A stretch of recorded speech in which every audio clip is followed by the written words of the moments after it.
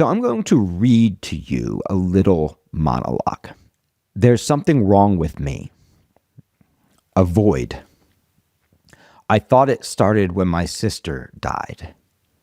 But now it seems like something bigger. Just a void.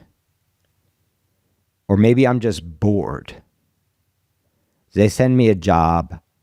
I clock in, get out, you know? I'm in the cleaning business. This week it's Malaysia and Mexico. I thought throwing myself into work was the answer. But I'm not focused. And I'm not happy. And I have no purpose. It's not that I lack purpose. I'm just drifting like an old leaf on a river. What are the images, what are the genre promises that come up for you when you hear this monologue? We think we're in some kind of grounded reality. We think we're in a drama if we just heard the words. But these are, in fact, the first words of the main character, Yelena Belova, in Thunderbolts. I'm Jacob Kruger, and this is the Write Your Screenplay podcast. This episode, we are going to be talking about Thunderbolts, written by Eric Pearson and Joanna Callow. Now, before we get to all that, I want to talk to you about one of my favorite parts of what we do at the studio, which is Thursday Night Writes. Thursday Night Writes is a free screenwriting class every single Thursday, 7 to 8 p.m. Eastern, 4 to 5 p.m. Pacific. We cover a different topic every week. There's a writing exercise, and then we break into little breakout rooms so you can get to know other writers from all over the world. It's an incredible way to get to study with me and with my faculty live. So come check it out at writeyourscreenplay.com/Thursday. I'm going to wax poetic for a moment about Joanna Callow because she is one of my favorite working writers right now. You may recognize her from The Bear, from Beef, from BoJack Horseman. She brings a level of emotional depth to the writing that is all over this action script. This is a script about depression. This is a script about manic depression. This is a script about trauma. This is a script about trying to bury your trauma and getting locked in the rooms of your trauma. About a character alternating between seeing himself as the hero and the void itself. And both sides of that being toxic. And this is a movie about friendship, connection, as the answer to that trauma and that void. This is a movie about having to look at the thing you want to push down and still needing your friends to get you through it. That is what Thunderbolts is about. See, when you are writing an action movie, you're actually writing a drama. You're just writing a drama that is seen, that is dramatized in action movie form. You've probably heard me say this before if you're an active listener of the podcast. Writing an action movie is a lot like writing a musical. I've been very lucky in my life to collaborate in musicals with some of the very best in the business, and this is how a musical works, is you write your best dramatic scene and then your composer steals it from you. And he turns it into a musical.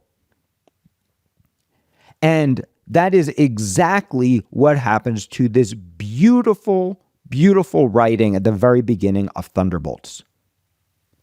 So we start and we watch a woman throw herself off of a building. And then the writers snatch her from the air and put her into an action movie. Poof, her parachute goes off, and she is in an action sequence. Yes, she's going to work. Her work just happens to be killing people, infiltrating a secret lab, fighting her way through obstacles. That's what she's phoning in when she talks about being bored, getting a job, being in the cleaning business, thinking throwing herself into work was the answer, feeling unfocused, feeling that lack of purpose, feeling like she's drifting in a river, right? We are seeing all of these dramatic words popped into an action set piece.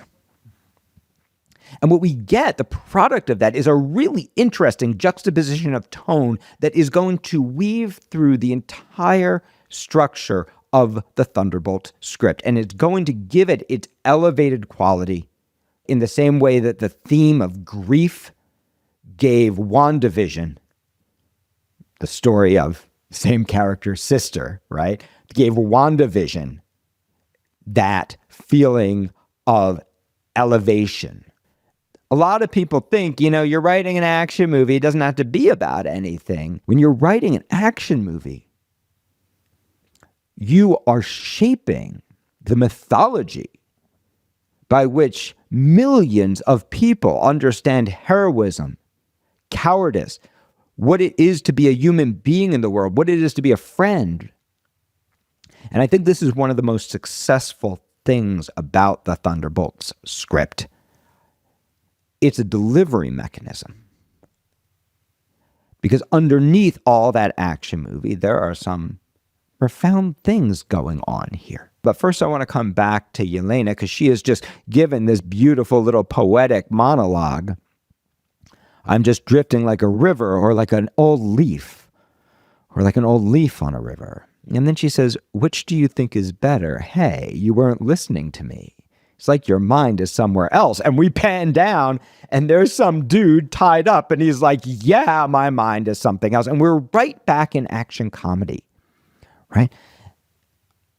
So when you are thinking about action, or when you're thinking about any genre, horror, sci-fi, comedy, heist, you've got to deliver those genre elements. But underneath those genre elements, there's going to be theme. And in fact, you can write your script as a drama and then look for your best scenes, your most beautiful writings, and go, what does this look like in an action film? How can this be an action sequence? Now, we're going to take this even further, because a lot of the thinking that makes a really great action movie writing is not linear thinking, right? If you think of an action movie is a delivery mechanism, yes, for theme, but the primary thing that your audience is craving is they want their eyeballs to go. They want their adrenaline to pump. They want to be visually amazed. And usually they want to laugh. They want to feel a little, right? But the feeling is not the primary thing they're coming for. The primary thing they are coming for is the visual spectacle. So a way to start thinking about your action movie, right? Underneath, right, the skeleton of your action movie is just a drama. Is thinking about what are the characters' journeys. At the center of Thunderbolts is a cast of misfit characters who all have one thing in common: trauma. And because of, and in reaction to that terrible trauma, they all have very dark views of themselves and some significant character flaws. And those significant character flaws and their mental health issues have caused them to live in a place of shades of gray, where they have done a lot of really bad things and hurt a lot of people, causing a little cycle of shame and guilt and reinforcement that they are no good, which reinforces the negative actions. One of the things that I really love about the way Thunderbolt handles this theme of depression is that it handles it as a battle with yourself. Now, there's a little tiny spoiler here, but I don't think it's going to ruin anything for anybody. The culminating action scene of Thunderbolts is literally a man beating up his own void, right? It is two sides of the same man. The part that wants to be a hero and the part that feels the void, and the part that wants to be a hero is literally beating the crap out of the void in himself. It's this depiction of depression as an action scene. And it's not just Bob who has this split. In fact, all the characters have this split in themselves. In fact, there's going to be a beautiful fight sequence between Yelena and herself as well. So again, this is a thematic idea being expressed in action movie terms, a concept that in a drama might be described in a monologue becomes an action movie sequence. In Thunderbolts, there is an answer for that, right? That is probably simpler than the answer in life, right? Because it's a big action movie. But that is nonetheless true. The answer in Thunderbolts is, yes, we have to stop beating ourselves up. But we might not be able to do it on our own. That community is the answer to depression. That community is the answer to bouncing between grandiosity and despair. How beautiful to see an action movie that proposes a way out of that. This is a pretty cool format. Now, I want to talk a little bit more about how to approach writing your own action movie, right? On the simplest level, you know your action movie is working when you could describe it as a drama and it would work. So you can start your action movie. Yes, figure out what the emotional journey is, but start brainstorming. What are some set pieces? What are some locations I can go to? Now, what is a set piece? A set piece is just a really badass location, a really cool location that's going to look cool on film, that provides particular challenges for your action characters to get whatever it is they want as they battle whoever it is that is opposing them. If you've listened to my podcast on Deadpool and Wolverine, we've all seen a car before, but we've never seen a car used the way it is in that action sequence. Similarly, you can think non-linearly just about badass images.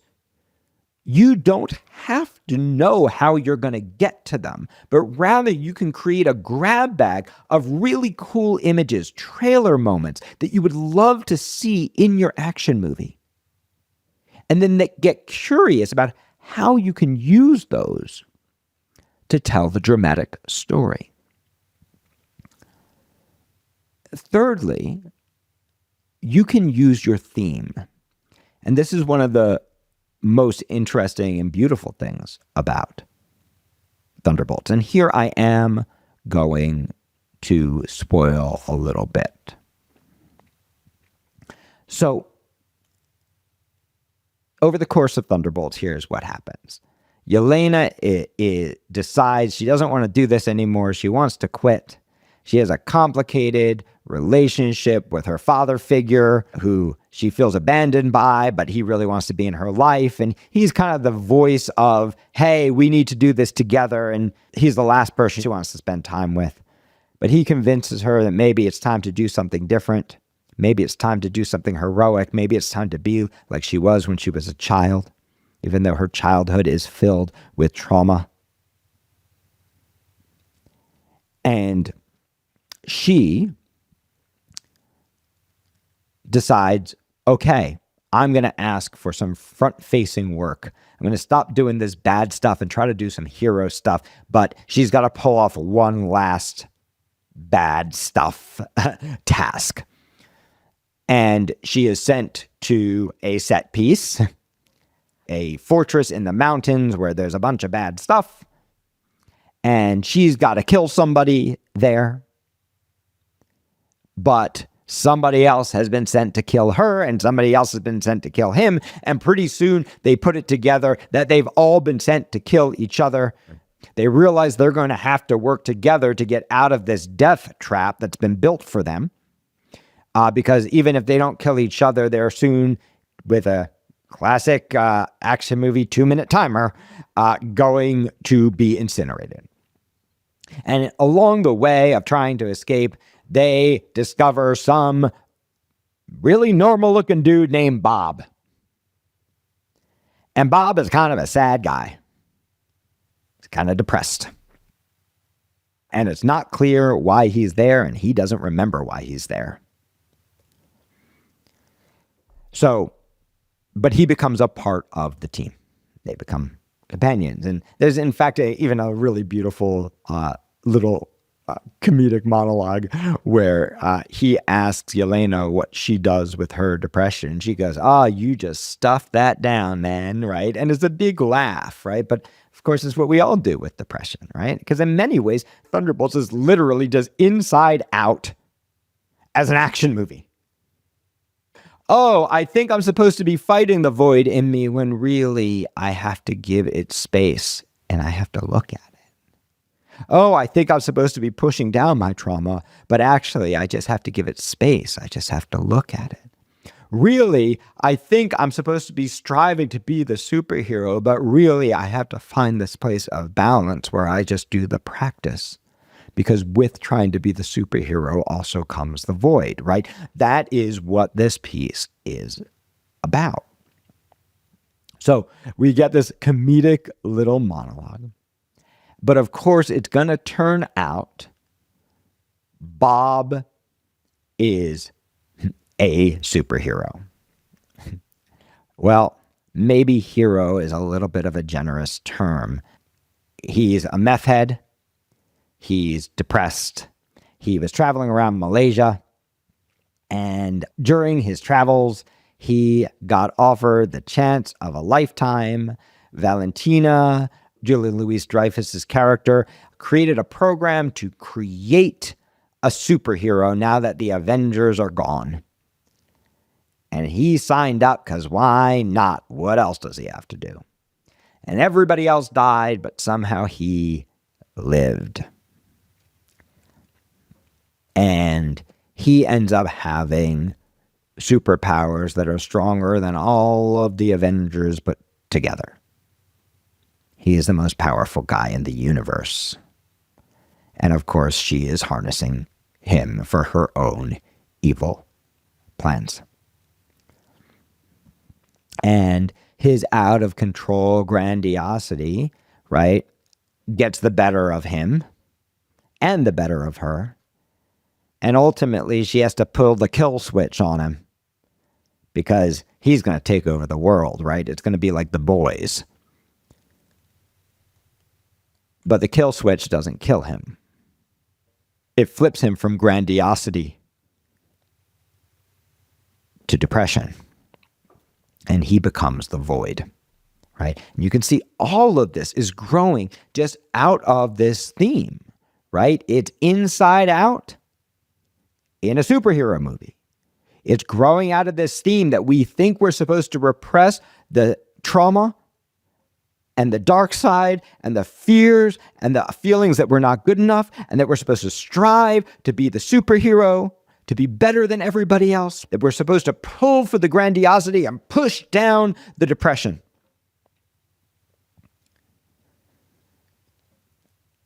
And what actually happened? So he becomes the void. And out of that theme, we get some of the most beautiful imagery in this piece. Part of the challenge of thinking out superhero movies is thinking up new powers that are actually cooler than the hundreds of powers we've seen at this point in all the superhero movies. But man, isn't the void cool? So here's what happens with the void if you have not seen the movie. He is literally an all black. He's like a shadow with two little pinpricks of eyes. And wherever he goes, the shadow spreads. And the people that he lifts his hands over or who fall into this shadow of blackness, poof, they just disappear into little black clouds. Now, this in the film feels like a linear image, right? Like supernatural, like super clear why and how it's happening. But in the process of finding that, it might just be about sitting in what does depression feel like? what are the cool images, right? There's another incredible image of this black cloud spreading all over Manhattan, covering the whole city, right? So part of creating action movies is coming up with a grab bag of beautiful trailer moments. What are the most beautiful visualizations of what it feels like thematically?